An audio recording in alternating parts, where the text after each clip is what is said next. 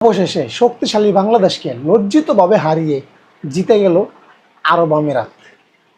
ছি ছি ছি ছি ছি ছি ছি ছি ছি। ক্রিকেটের জন্ম ইংল্যান্ডে, ক্রিকেট শাসন করতেছে ইন্ডিয়া, এবং ক্রিকেটের মৃত্যু এই বাংলাদেশে। শান্ত, কি অপরাধ ছিল ভাই আমাদের? কি অপরাধ ছিল?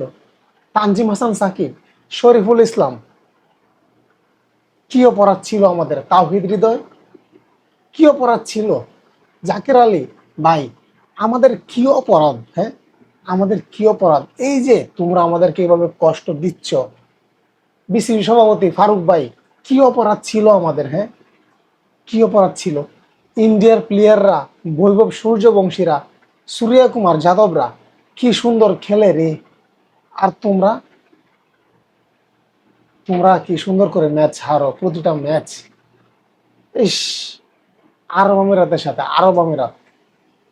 অনেক ভিডিওতেই বলতাম শক্তিশালী বাংলাদেশ। এখন কি শক্তিশালী বাংলাদেশ বলার কোনো অবস্থা আছে? কোনো সিচুয়েশন আছে? হ্যাঁ, বাংলাদেশ টি-20-তে 10 নম্বরে র্যাঙ্কিংয়ে, ওয়ানডেও 10 নম্বরে, টেস্টেও 10 নম্বরে। ছি ছি ছি ছি ছি ছি। আর কত লজ্জা দিবা আমাদেরকে বলো?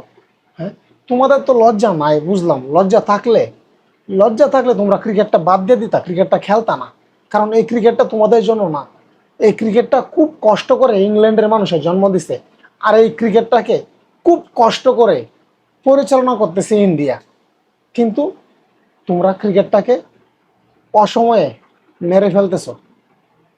ক্রিকেটটাকে মেরে ফেলার অধিকার তোমাদের নাই।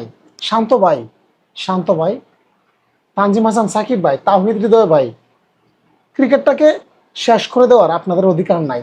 খুব কষ্ট করে ইংল্যান্ডের মানুষ ক্রিকেটটাকে জন্ম দিছে, খেলাটা বের করছে।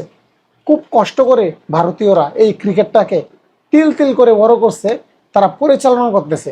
তোমাদের এই ক্রিকেটটাকে ধ্বংস করে দেওয়ার কোনো অধিকার নাই, কোনো অধিকার নাই, কোনো অধিকার নাই।